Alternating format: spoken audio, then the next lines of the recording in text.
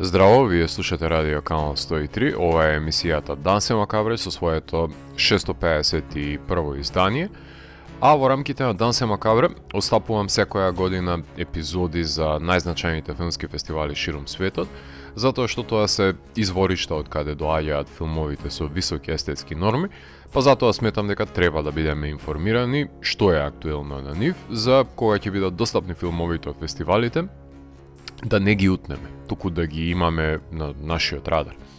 Направив епизода за Sundance и за Берлинале оваа година и денес дојде на ред третиот гигантен фестивал во годината, каде секој филмски автор сонува дека еден ден ќе може да го прикаже својот филм таму и биде рамо до рамо со великаните на занаетот во борба за престижната Златна палма.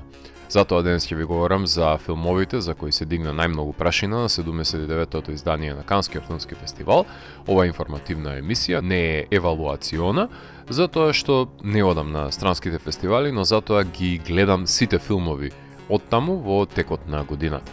Затоа седнете, опуштете се и ќе отпатуваме за Кан со помош на Радио Брановите.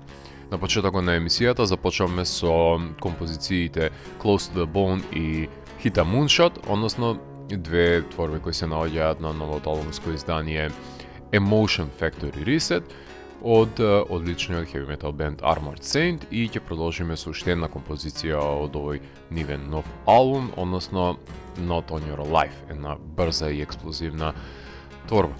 Така што во текот на емисијата ќе слушаме музика која што беше актуелна во рамките на овој месец. Дансе Макабре е емисија во која 17 сезони се зборува за уметност, борба против лицемерието, зависта и користолюбието. Тука уметниците се вистински херои, а не политичарите криминалци. Секој издание е на мала победа против шумтот, апатијата, предрасудите и богот на медиокритетот, алгоритамот.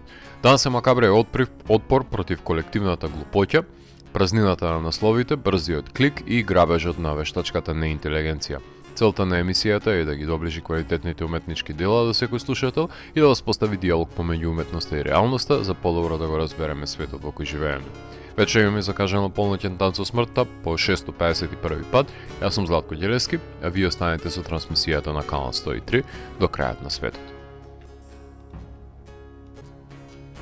Канскиот филмски фестивал се одржа по 79 пат од периодот помеѓу 12 до 23 мај оваа година.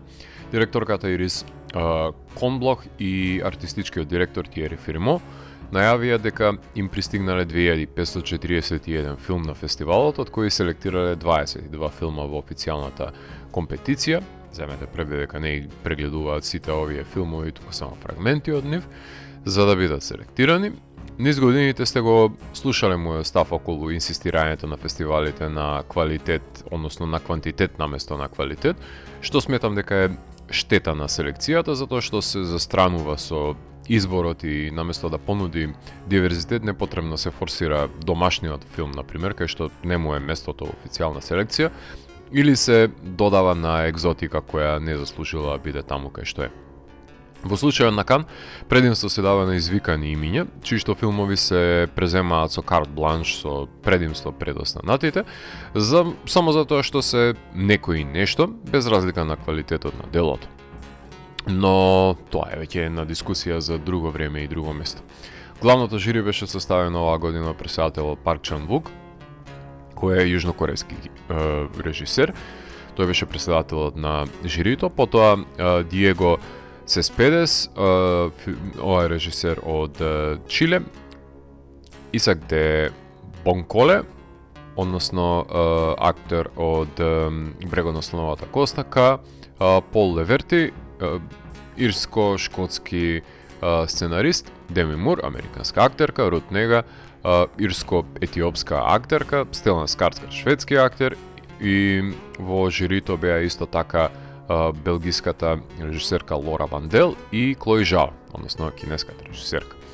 Лейла Бекти го предводеше жирито на Uncertain Regard, Карла Симон кратката и Синефондасион, Монија Чокри Камера де Ор и да не ги набројувам останатите за да не изгубиме време во емисијата. Единствено Мстислав Чернов беше единствениот преседател на жири 8 Парк Чан Вук, сите други беа преседателки кои беа избрани. Постерот оваа година е инспириран од филмот Телма и Луиз што соодветно ја прекажува бунтовничкиот дух кој треба да го поседува еден филмски фестивал. Оваа година и Парк Чан-вук и останатите од жирито направија дискусија политиката да биде во мода на фестивалите и да се поддржува во филмовите и отвораат дискусии за истата, што значи се избегнаа поголемите скандали оваа година. Си има актери кои што се наклонети кон леви идеологии, кои сметаат дека им се забранува да се појават на фестивалот. Деми Мур се запали за AI дека било иднината на филмот, која наивно смета дека ќе сме можеле да ја контролираме. Ќе ја прашам истото мислење дали ќе го има кога незиното лице ќе биде злоупотребено без незина дозвола. Големите студии одбија да доаѓаат во Кан, тоа беше еден новитет оваа година, што дозволи не он сите филмови да ги купи што може на фестивалот, една сеопшта доминација имаше од расфрлање на пари, а не доаѓаат големите студии од една проста причина што се плашат од критиката на нивните филмови заради тоа што може да ги погреба и да нема да може на ниту еден начин да ги вратат финансиите кои што ги имаат фрлен. А со оглед на тоа што и голем број на режисери наслепо и си верува заедно со своите продуценти дека ќе бидат откупени нивните филмови таму, така што е проблематично ситуацијата во која што се наоѓа фестивалот, за разлика од тоа што во минатото имало огромни борби за наддавање и откупување на филмови, денес е лимитиран тој прозорец. Документарните не се во главната селекција, имаат засебна селекција или па се фрлени насекаде во Fortnite и во другите селекции. Има многу голем број на француски компании кои дистрибуираат филмови во киносалите и ги откупуваат на големо, така што и тие го искористија потенцијалот да ги испотрошат парите за да може да си ги снабдат своите киносали кои што се ширум државата, така што и тоа беше еден феномен кој беше значителен за напоменување оваа година на Кан. Само за споредба, во поглед на официјалната компетиција за Златната палма, минатата година од 22 филма, мислам дека само 4 не беа дистрибуирани. Односно имав можност да изгледам 18 филмови од селектираните 22 филма. Се надам дека во текот на оваа година исто така голем ќе биде бројот на дистрибуирани филмови, затоа што во споредба со Sundance и Берлин, Кан има најпривлечни наслови и имиња за дистрибуција и затоа најголем дел од селектираните се достапни и влегуваат во зајдгајстот на културолошките дискусии за модерниот филм. Мозењето на пари од фондови почнува и делумно да пречи и во самата реализација на филмовите, каде се спојуваат, например, две далечни и прилично различни култури кои речиси ништо заедничко немаат, ама поради финансирањето подеднакво се незастапени во филмовите и двете и не се доаѓа до ничија длабочина. Тако беше случајот со голем број на филмови кои беа работени на француски јазик, меѓутоа, например, им потекнуваат, односно екипата која што ги работи од Јапонија, например, и ред други спојувања помеѓу европска и азиска култура кои не водеа никаде. Сите очигледно сакаат да снимат француски филм, таму се парите, ама дали се сите добри во тоа, а не знам, тоа е веќе едно друго прашање. Првиот филм за кој ќе ви говорам денес е All of a Sudden, во режија на Рюсуке Хамагучи, односно тоа е режисерот на Drive My Car, Evil Does Not Exist, Wheel of Fortune and Fantasy. Франција, Јапонија, Германија и Белгија го продуцираат. Го сними своето филмско дебе на француски јазик, во кое директорката на дом за стари лица во париските предградија се обидува да воведе техника на хумана нега, позната како хуманост, и покрај отпорот кој што го доживува од незините соработници, вработени. Незиниот живот се менува кога ја сретнува болната јапонска драматуркиња Мари Морисаки, со тоа што Хамагучи бил инспириран пред се од дописите на докторката и пациентката за реализирање на ова сценарио од реалноста, но и од хуманиот метод во процесот на лекување кој се применувал и во Франција и во Јапонија, па затоа и го ситуирал действието во Франција. Актерките Вирџинија Ефира и Тао Окамото ја делеа палмата за најдобра женска улога. Неон ги купи правата за овој филм и многу други филмови за кои ќе ви говорам денес.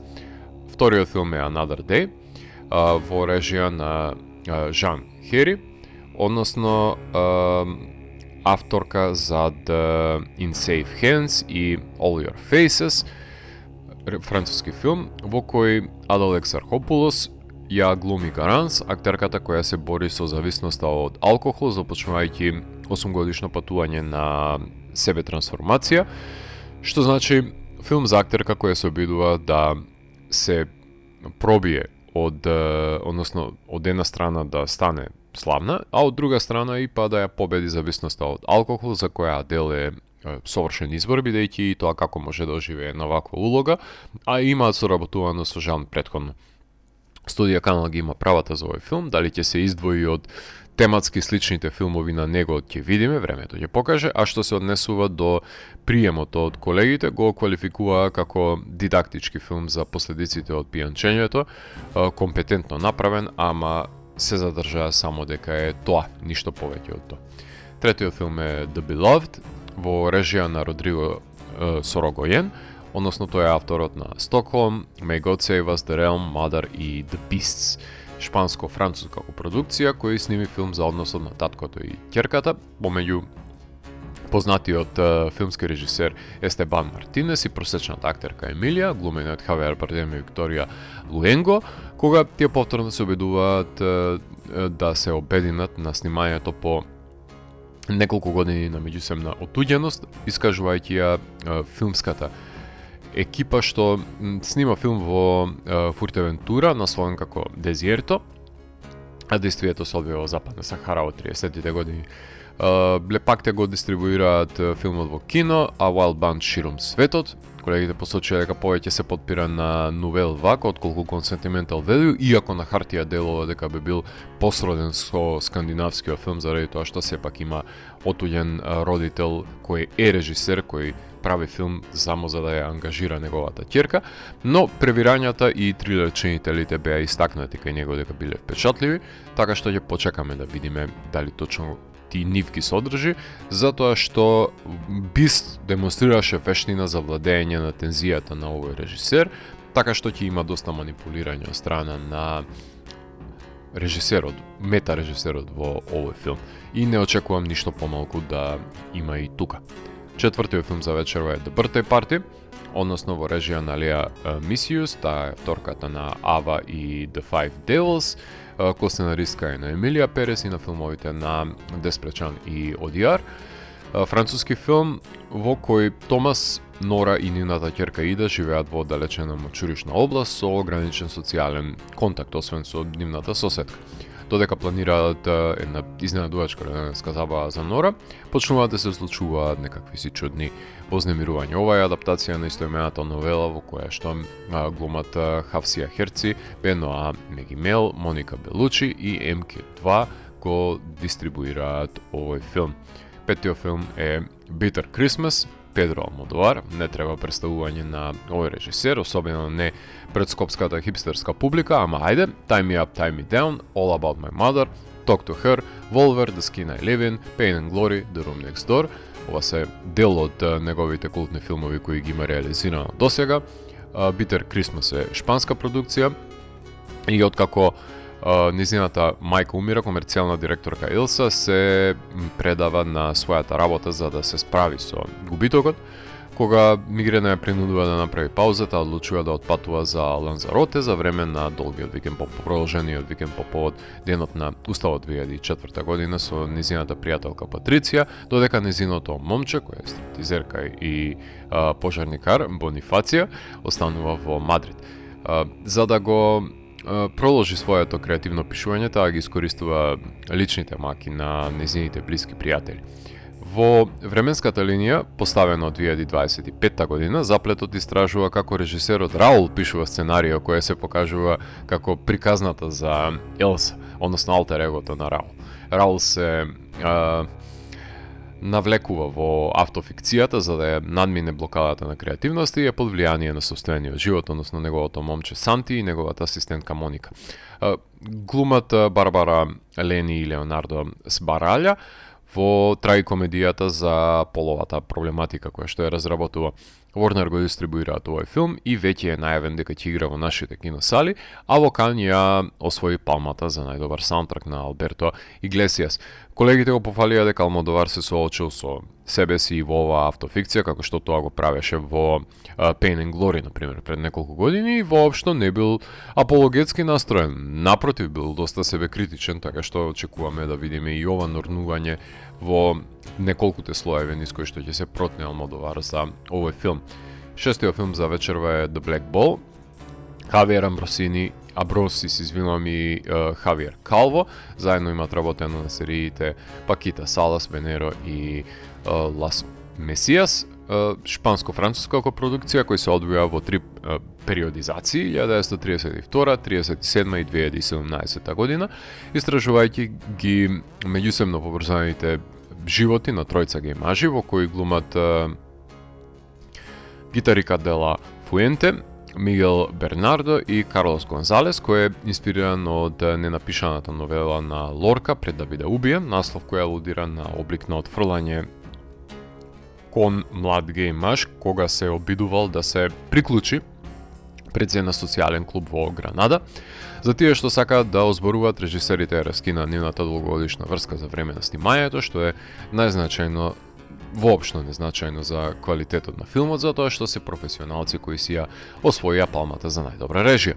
Настана една своевидна војна со наддавање за правата на филмот, во кој беа инволвирани A24 и Netflix и Mubi и Neon, од кој победник беше Netflix од 4 до 5 милиони долари откуп, а снимене на 35 мм филмска лента. Секој период си има свој визуелен печат, амбициозно дело, поетично, 2,5 часовно патешествие низ историјата. Е оваа мелодрама според колегите критичари. Така што предолги стануваат филмските остварувања и не знам колку имаат драматуршка подкрепа за таа екстензивност. Седмиот филм е Coward, Лукас Донт, авторот на одличните Girl и Close. Белгија, Франција и Холандија се државите кои стојат за неговото продуцирање. Сними воена драма ситуирана во 1916 година за време на Првата светска војна, каде Пјер служи на белгискиот фронт заедно со другарите. За дробовите војниците се обидуваат да го одржат духот на високо ниво. Еден ден Пјер го среќава екстравагантниот Франсис, за да се спротивстават на риториката на војната и се присутната беда.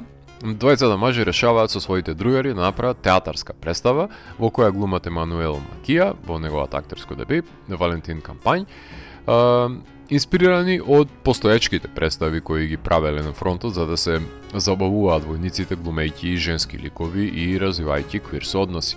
Mubi секако дека ќе го дистрибуираат овој филм. Осмиот филм е The Dreamed Adventure во режија на Валеска Грисебах. Таа е авторката на филмовите Longing и на Вестерн. Германија, Франција, Австрија, Бугарија се копродуценти на овој филм. Сними филм сместен на границата помеѓу Бугарија, Грција и Турција, каде една жена се согласува да му помогне на стар свој познаник во нелегална мисија. Сулејман Летифов и Јана Радева глумат во филмот кој освои наградата од жирито, поддржан е од ZDF и Арте и ќе го дистрибуираат The Match Factory. Деветиот филм е Fatherland во режија на Павел Павликовски. Тој е авторот на одличните My Summer of Love, Ида и Cold War. Полска, Франција, Италија, Германија го продуцираат. Сними биографски историски филм во кој 1949 година протераниот германски романописец Томас Ман тргнува на патување од Франкфурт, западна Германија, до Вајмар, источна Германија, со својата ќерка Ерика, глумени од Сандра Хулер и Ханс Зишлер, кои го прават овој роуд трип за време на студената војна за да подигне награда самиот Ман, пресретнувајќи историски личности во двете Германии, таа која сака да биде и таа што всушност е. Црно-бел филм ќе биде и овој, снимен исто така и од Лукас Жал. Mubi го дистрибуираат овој филм за кој Павликовски ја зеде палмата за најдобра режија на оваа елегантна историска винјета, како што е насловена, со прекрасно веметање од 80 на минути, како што посочуваат колегите, но ќе мора да погледнеме за да си дојдеме и самите до заклучокот дали е полезно или не ова патување, или ќе останеме со повеќе прашања од одговори од овој историски роуд трип. Десетиот филм за денес е Fjord во режија на Кристијан Мунгио. Тој е авторот на 4 месеци, 3 недели и 2 дена. Потоа негови се исто така и Beyond the Hills и Graduation, личен романски режисер, и неговиот филм е продуциран од Романија, Норвешка, Данска, Финска, Франција, Шведска. Тоа е Миленикот на Кан, кој се враќа во селекцијата со филм во кој глумат Себастијан Стен и Рената Рейнсве како дел од семејството Георгију, татко романец, мајка норвежанка, кои се преселиле од родното место на мајката, оддалечено норвешко село, каде се спријателуваат со соседното семејство Халберг. Сега кога семејството Георгију е осомничено за вознемирувачко однесување во поглед на своите деца, нивните животи се фрлени во хаос бидејќи стануваат центар на внимание, значи филм за недоразбирањата и конфликтниот однос на различните вредности пред се. Од една страна имаме христијанско семејство осудено од прогресивна средина каде што е ново населено, кој за некого ќе биде антиклимактичен, за други провокативен за отпочнување на дискурс. Ќе почекаме и да видиме од страна на Неон, кој како и овој и претходните добитници на Златна палма ќе ги дистрибуира, а покрај Златната палма освои награда Фипресци и награда од екуменското жири и е најголем кандидат за Оскарот за интернационален, односно за на англиското говорно подрачје, поточно за интернационалниот Оскар. Се разбира доколку застане Романија за него, а доколку не застане, секако дека повторно ќе биде Фјорд во дискус за можеби машката и женската главна улога во овој филм. 11-тиот филм е Gentle Monster во режија на Мари Круецер. Незини се The Ground Beneath My Feet и Корсаж. Незиниот нов филм е копродукција меѓу Австрија, Франција и Германија, која сними филм за Луси, успешна пианистка, кој се сели со своето семејство од Минхен на село за да го издржува својот партнер Филип, откако тој доживува условно кажано прегорување, жртвувајќи ја собствената кариера во тој процес. Елса е специјален истражител кој се бори со одговорноста да се грижи за својот татко, кој страда од деменција. Сега двете жени се соочуваат со мрачните вестини за минатото на мажите во нивниот живот во филмот во кој глумат Леа Сейду, Джела Хесе, Лоренс Руп и Кетрин Денев. МК2 го дистрибуираат во кино, додека пак Netflix се близко да склучи договорот за да го добиеме на нивната платформа. Опишан е како доста песимистички филм во кој Сейду и тоа како извадила на површина плејада на емоции. Кројцер си мачеше маки со скандалот од претходниот нејзин филм. Да се надеваме дека на овој никој актер нема да биде во посет на детска порнографија, односно ќе биде обвинет за тој чин, како што ликот, например, во овој филм е исто така обвинет за таа цел, пресликувајќи ја реалноста, кој има лажни краеви и недоволно е разработен, викаат колегите, можеби е преблиску до случувањата на нејзиниот приватен живот, не знам. Дојдов до различни согледи кои се косеа со филмот, кој бил површен за толку тешка тема од друга страна, како што се посочи луѓето на кои не им се допадна, така што чекаме да ја издействуваат Netflix да ги купат правата за овој филм. 12-тиот е Hope во режија на На Хјонг Джин. Тој е режисерот на The Chaser и одличниот хорор филм The Wailing, јужнокорејски филм.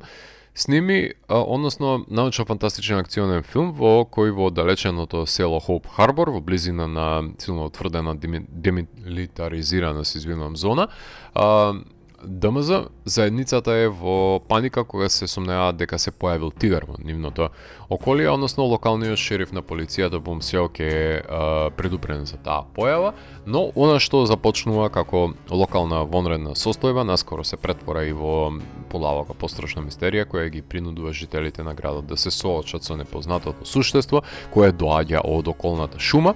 Алиша Викендер и Майкл Фесбендер глумат во филмот кој го предводат корејските актери.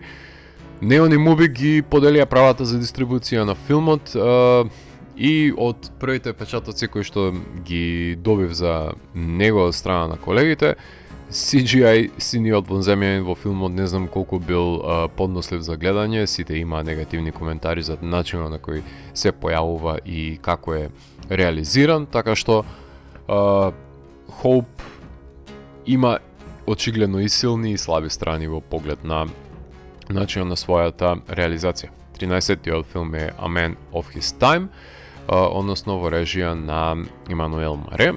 Zero Fox Kill, мислам дека е неговиот филм кој претходно го имаше работено.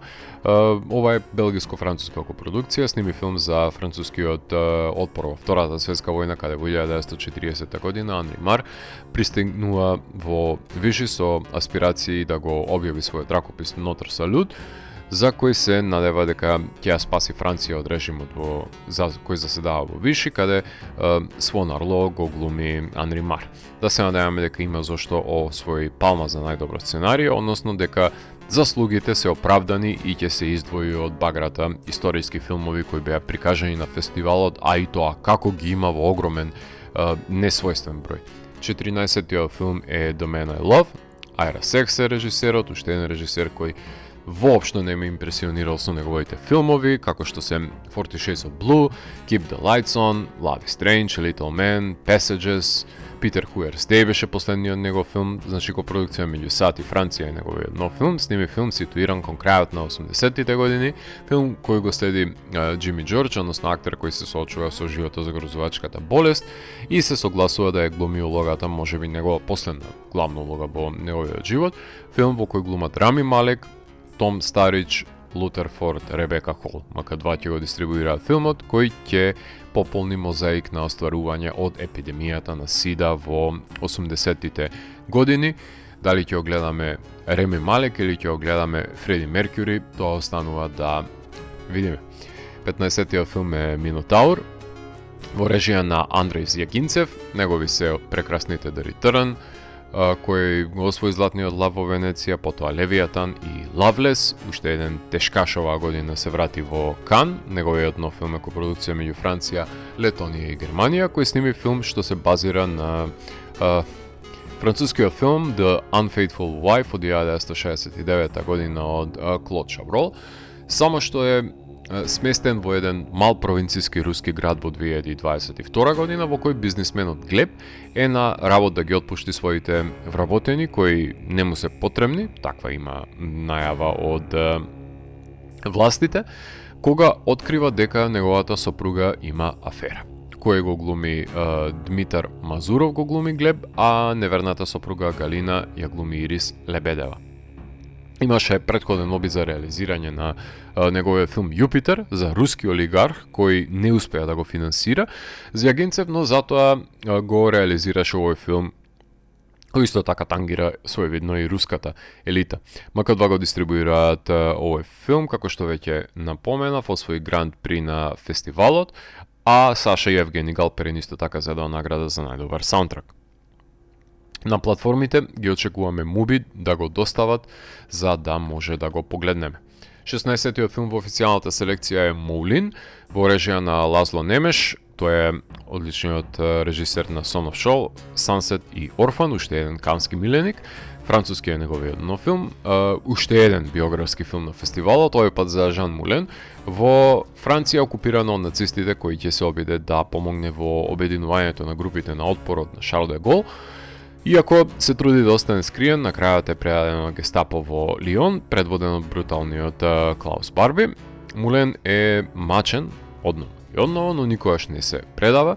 Неговата цврстина го инспирира отпорот и помага да се поттикне обновената борба за слобода во Франција. Жил Лелуш ќе оглуми Жан Мулен, Ларс Оди Айдингер ќе оглуми Клаус Барби, Матија Шардели го сними овој филм на 35 мм филмска лента, првиот француски филм на Немеш кој ќе се појави на HBO Max и на Disney. Чекаме долги кадри и голема болка. 17-тиот филм е Наги Notes, во режија на Коджи Фукада, тој е авторот на Girl Missing и Harmonium и Love Life и Love on Trial, во последните неколку години ги издаде година за година. Тоа е јапонско-сингапурска, филипинска, тајландска и француска копродукција. Сними филм кој се базира на представата Tokyo Notes од Ориза Хирата за скулпторката Јурико и нејзината поранешна снаа Јури, кои се среќаваат повторно во градот Наги. За време на нивната посета тензиите се зголемуваат до степен на конфронтација, кога снаата треба да позира како една од скулптурите кои што ги ваја самата скулпторка. Шизика Ишибаши и Такако Мацу глумат во овој филм, МК2 ги обезбеди правата за Франција. диалошки, нежен, зен филм се опишува, дека е ова дело, очигледно си наоѓа место и дури и украинската војна во сите филмови, во овој била застапена преку радио или на некаков си друг начин, како едно своевидно маргинализирано коментирање од страна на авторите за тековните случувања. 18-ти филм за вечерва е Paper Tiger, Джеймс Греј режисерот, негови се The Immigrant, The Lost City of Z, Ad Astra, Armageddon Time. Тој е режисер кој го сними својот филм во САД, копродукција со Бразил.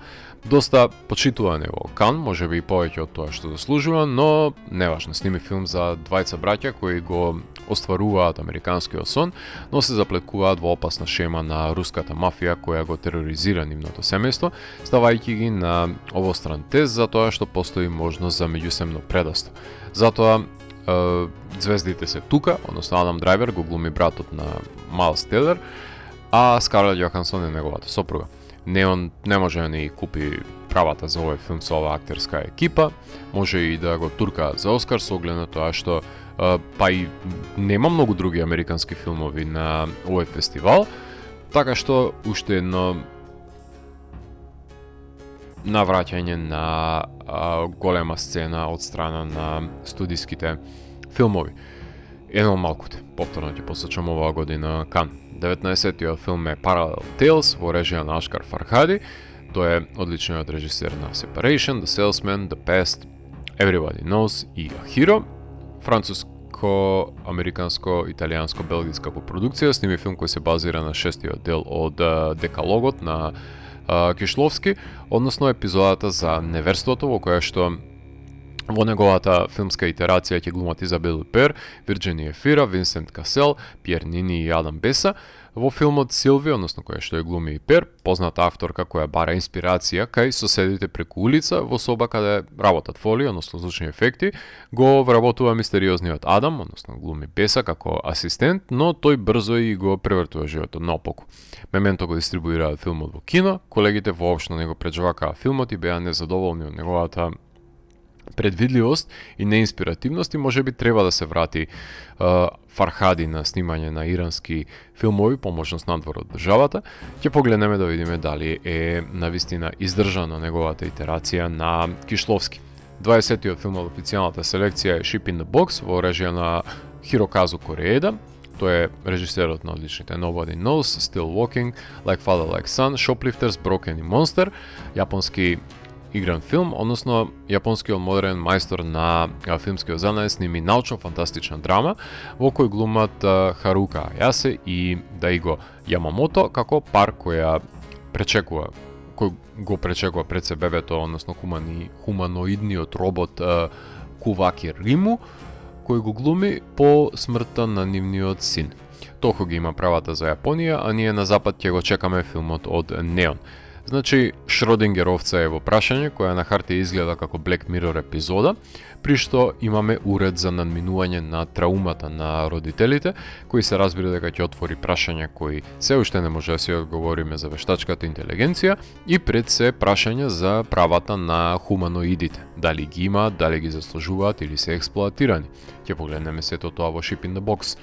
21-виот филм од официјалната селекција е The Unknown, во режија на Артур Харари, негови се одличниот Anatomy of a Fall и Сибил, француско-италијанска копродукција, инспирирана графичката новела Лекас Давид на Зиверман, во кој глумат Леа Сейду, Нилс Шнајдер, Викторија Дебуа и Раду Жуде, во кој Давид, париски фотограф, открива дека неговиот живот непофратно се менува по средбата со суштеството, кој ги принудува своите жртви да разменуваат тела по сексуалниот однос.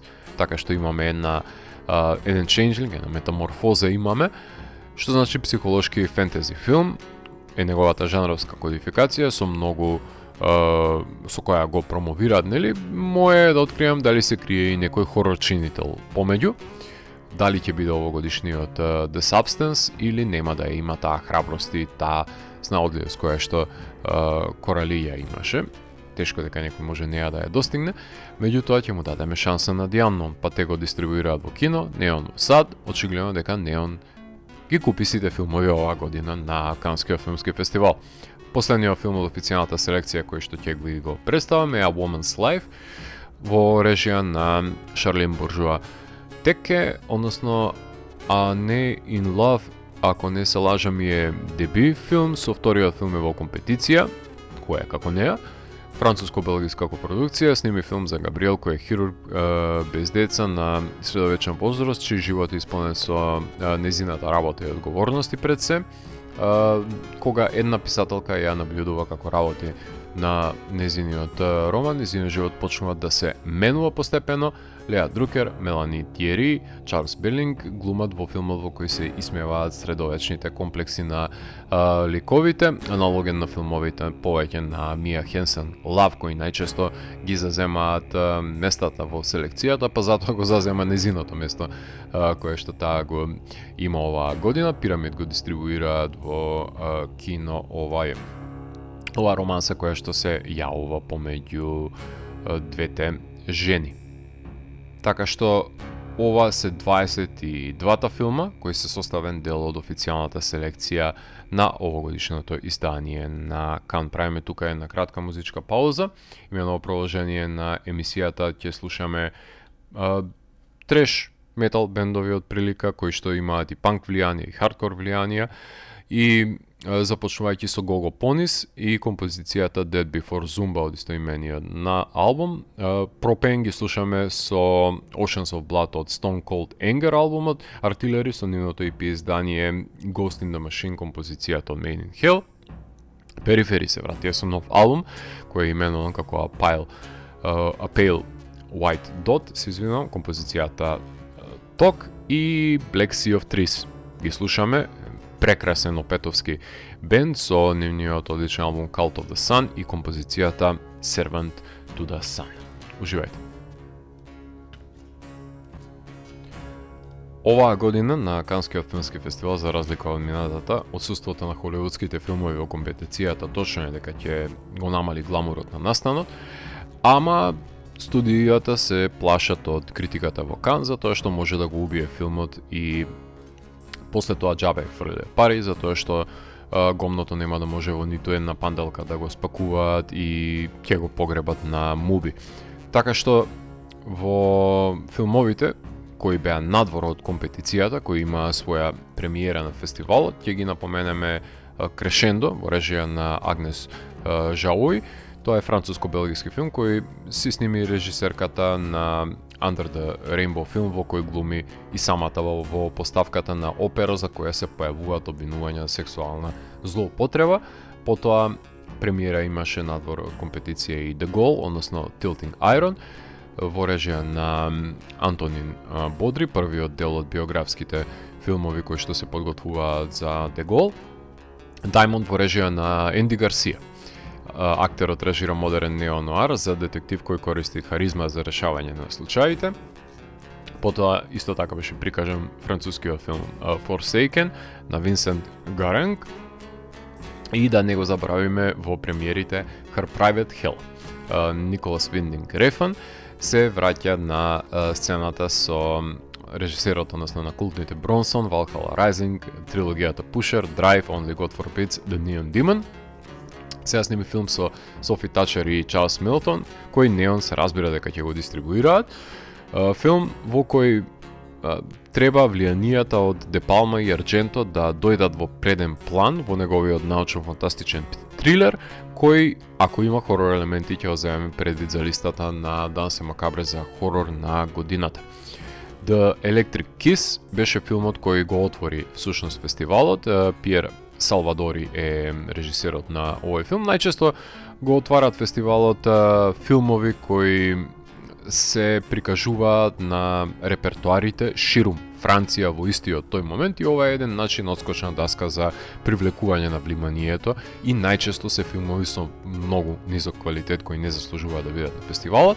Меѓутоа овој филм е за сликар во историски филм, пред се кој е натажен за смртта на сопругата во неговиот живот, кој му фали веќе муза за сликање, па ќе се обрати кон јасновидка. И сепак посочувам дека е репертуарски филм, е носталгичен ноар за 20-тите години на Франција, од линијата, например, на The Crime is Mine од Франсуа Озон, како што имаше пред неколку години. Меѓутоа, некој мора да го отвори фестивалот пред се. И исто така своја премиера надвор од селекцијата имаше Карма во режија на Гулием Канет. Тоа е филм во кој имаме Шпанско село, Одмазда и Марион Котијард. Тоа се тие три елементи кои треба да ги знаете. Како што веќе ви говорам за емисиите посветени на најголемите и најзначајните филмски фестивали во годината, секој од нив има своја полноќна селекција, односно селекција посветена на хорор и на останатите жанрови. Тоа треба да го поседуваат и домашните филмски фестивали, заради тоа што ова е најдобар начин за подигнување на жанровскиот филм и ставање на местото кај што го заслужува, рамо до рамо со останатите жанрови. Така што оваа година во полноќните селекција ги имаме Колони од Јанг Санг Хо. Тоа е јужнокорејскиот режисер кој сними акционен хорор филм на своевидно, да го наречеме, духовно продолжение на Train to Busan, односно тоа е режисерот кој што го има реализирано, кој и тоа како сериозно ќе ги биде проследено од моја страна во Дансе Макабре, заради тоа што очекуваме крвави зомбија да се појават и во него. Ова е филм за биотерористички атак на среде конференција каде хара зомбијата. Не знам зошто беше прикажан The Fast and Furious во оваа селекција, ама французите најверојатно знаат, меѓутоа тешко дека знаат што прават, славејќи го Вин Дизел само за да имаат звезди на црвениот килим, до толку ниско паднавме. Fulfill е режисерско остварување на Квентин Дупие, односно со нетрпение ја чекаме неговата нова абсурдна комедија на Мистер Уазо со Вуди Харелсон и Кирстен Стюарт, таткото и ќерката кои што одат во францускиот хотел и не може да најде спокој таму.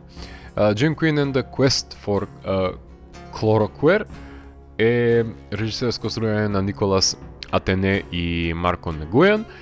Долг анимиран филм за вирус кој геј мажи ги претвора во хетеросексуалци. Рома Еластика исто така беше составен дел од мине селекцијата во режија на Бертран Мандуко. Го знаеме да е жив и здрав режисерот на She is Conan, кој сними филм со Марион Котијард, која глуми француска актерка која оди во Рим за да сними научно-фантастичен филм во 1982 година. Значи, капа ќе симнува Мандуко на италијанските великани од 80-тите години. И последниот филм од мине селекцијата е филмот Species, односно Сангуине, како што гласи во оригинал. Марион Ле Королер е режијата, припаѓа француски филм, конечно хорор во селекцијата за болничарка кај која доаѓаат пациенти на нејзина возраст со слични симптоми, како тие што се појавуваат, например, исто така и кај неа. Така што Species и тоа како ќе биде земен предвид од моја страна, се надевам само дека ќе има поширока дистрибуција за да може да го погледнем. Така што во кратки црти ова се филмовите кои беа вон главната селекција, но исто така и филмови кои беа издвоени во рамките на Midnight селекцијата на фестивалот. Ќе направиме тука уште една кратка музичка пауза, имено во продолжение на емисијата слушаме најагресивниот блок на бендови, поточно слушаме Death Metal и Black Metal. Jungle Road ги слушаме со нивниот нов албум Cruel Face of War и композицијата Apocalyptic Down. Најбрна мелодична композиција ќе слушаме за Hymn of the Northern Star од нивниот нов албум Northborn. Dimmu Borgir слушаме со Grand Serpent Rising, се враќаат скандинавските гиганти на Black Metal, со Ascent ќе слушнеме, Opera 9 ги слушаме за самиот крај, италијанските великани на готскиот Black Metal, Beneficium се нарекува нивниот нов албум, Saturni Arcanum е композицијата која што ја издвоив од него. Уживајте! За самиот крај на емисијата остана уште неколку селекции кои сметам дека треба само да се напоменат во рамките на емисијата, заради тоа што се составен дел и тоа како од Канскиот филмски фестивал, и заради тоа што се крие по некои бисери во нив. покрај официјалната селекција која што е најзначајната за кој сите се тепаат да влезат за да го имаат приматот за да може да го стават логото на фестивалот на својот филм, постои секундарната која е наменета за први филмови на режисери, каде мислам дека утнаа неколку што ставија, заради тоа што се зрели филмови кои тоа како заслужуваат да го заземат местото во главна компетиција, каде на пример се фаворизираат француски филмови кои не го заслужуваат тоа. Во прашање е Uncertain Regard селекцијата, каде некој мора да даде тежина и во оваа селекција се разбира и да биде предводник, од која минатата година дури 7 филмови имав можност да погледам, што значи дека беа дистрибуирани, односно речиси половина. Од понудените од оваа година 3 беа купени на лице место, за останатите ќе видиме дали некој ќе привлече дистрибутери за да може да ги погледнеме. Само да ги напоменам, All the Lovers in the Night во режија на Юкико Соде, една јапонска случајна средба која ќе оплемени животите на лекторка и професор, е предметот на овој филм. Потоа Бен Олмана во режија на Мари Клементин Дуса Бежамбо, односно ова е првиот филм од Руанда кој исто така освои Камера де Ор во рамките на овој фестивал. Најизвиканиот филм од селекцијата се разбира дека беше Club Kid во режија на Джордан Фрстман. Тоа е филмот кој се испотепаат дистрибутерите за да го купат, ја подигнаа цената до тој степен што A24 фрлија $17 милиони за филмот, која има преценината естетика од тоа што може да погледнам. Crowd Pleaser, што го наметнува прашањето зошто не е на пример во главна компетиција. Мора ли да биде нели славен режисер со звезди во него? Мислам, Кара Делавини и Диего Калва треба да се доволни за овој промотер на андерграунд забави да си го најде своето место и на црвениот тепик. Меѓутоа, Кан одлучиле дека треба да биде во Uncertain Regard.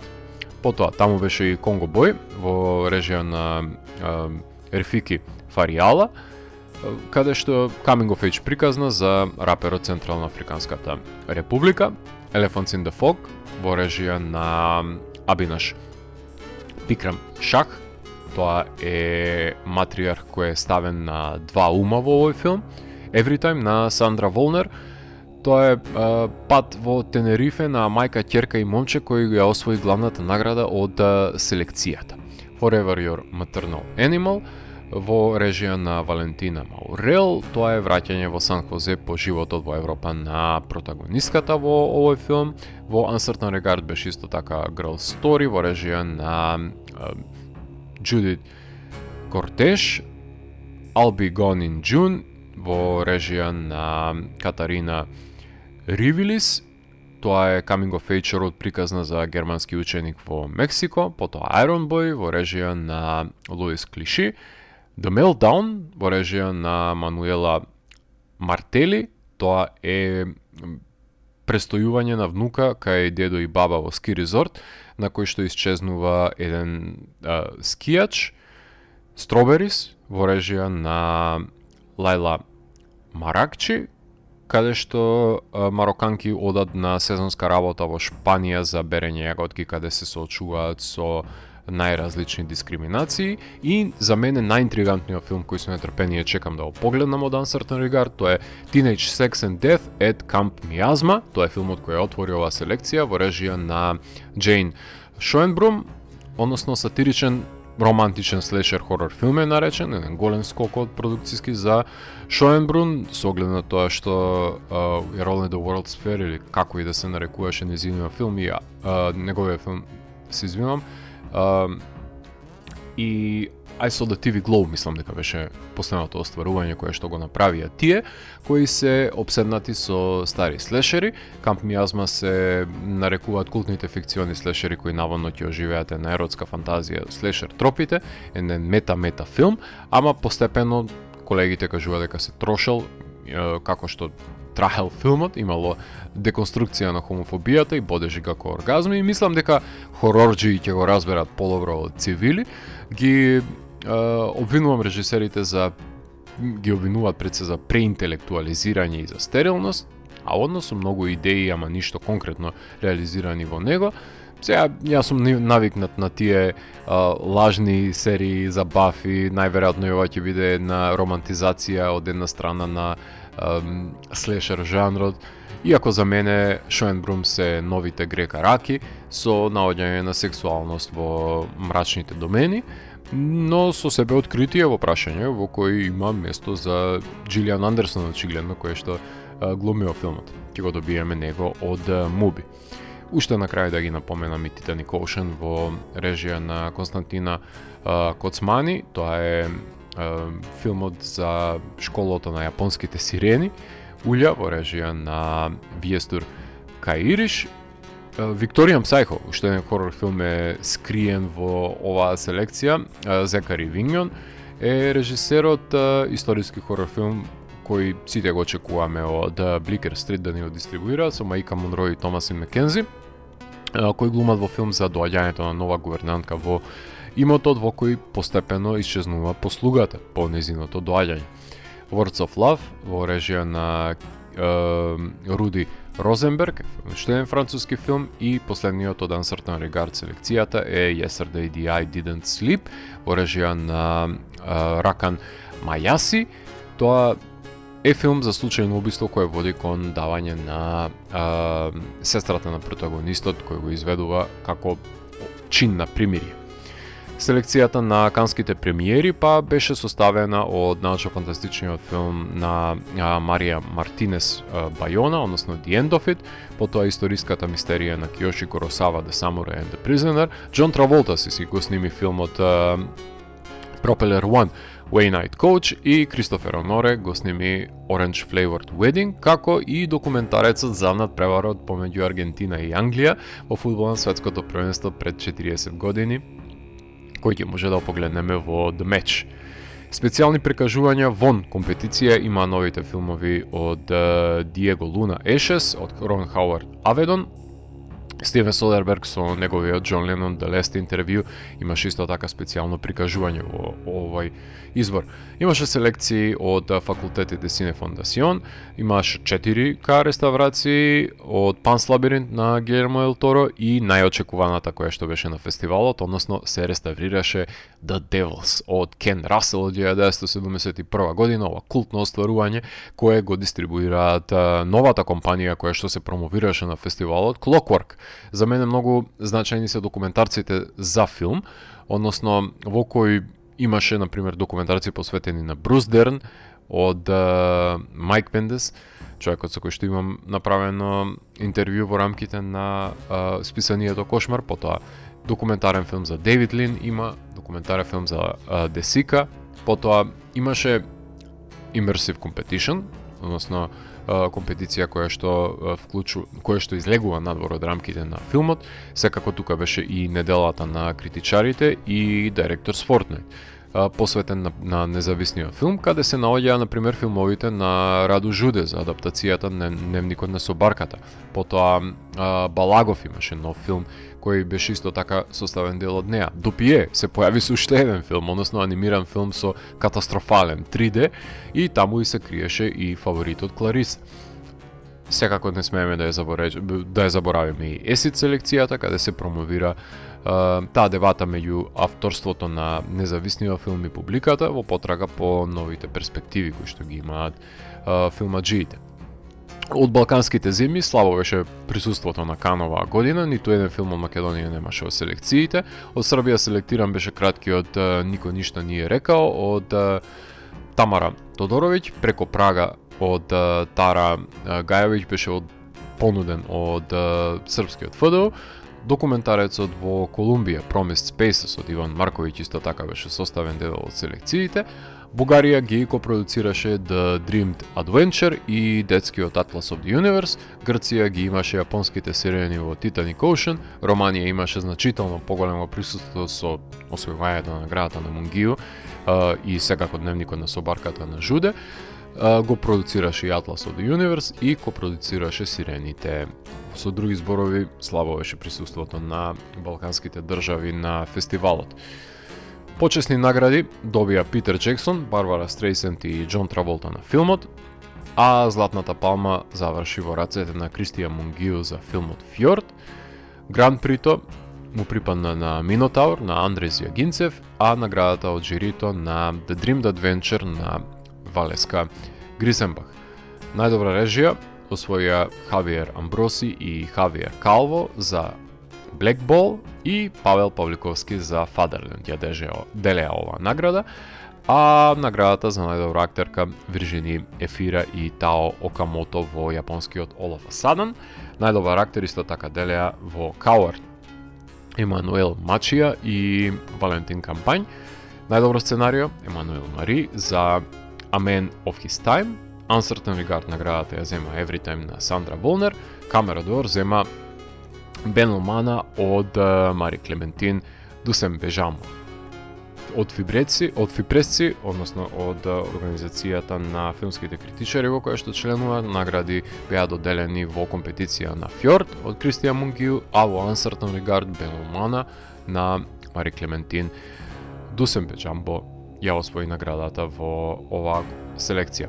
И секако една од најизвиканите награди на фестивалот, односно Palm Dog наградата за најдобро кучево филм освои Јуриево Лапера, а Гран При дури има сега за Животинското царство, има дури и за посебен тип на кучиња кој што се оделува наградата. Овој пат таму припадна на Лола од I See Buildings Fall Like Lightning. За крајот на емисијата ќе имаме можност да слушнеме композиции од прогресивниот албум на Маебе, односно инструменталните Aurora Boreas и Who Do You Think You Aren't од нивниот албум Brain Paint. Се обидувам секогаш да завршам со еден инструментално остварување, заради тоа што сметам дека е најдобар начин да се стави точка на ова патешествие кое што од дистанца го направи во информативната емисија посветена за најзвиканите филмови на Канскиот филмски фестивал, кои се надеваме дека во текот на годината ќе може да ги погледнеме и проследиме и прокоментираме пред се за квалитетите кои ги поседуваат. Јас сум Златко Ѓеревски, го затворам 651-иот гримуар на Дансе Макабре и го враќам на полицата кај останатите изданија кои кријат тајните на универзумот. До наредното издание на Дансе Макабре, обрнете внимание на уметничките квалитети и не се задоволувајте со филмски медиокритети. Чао!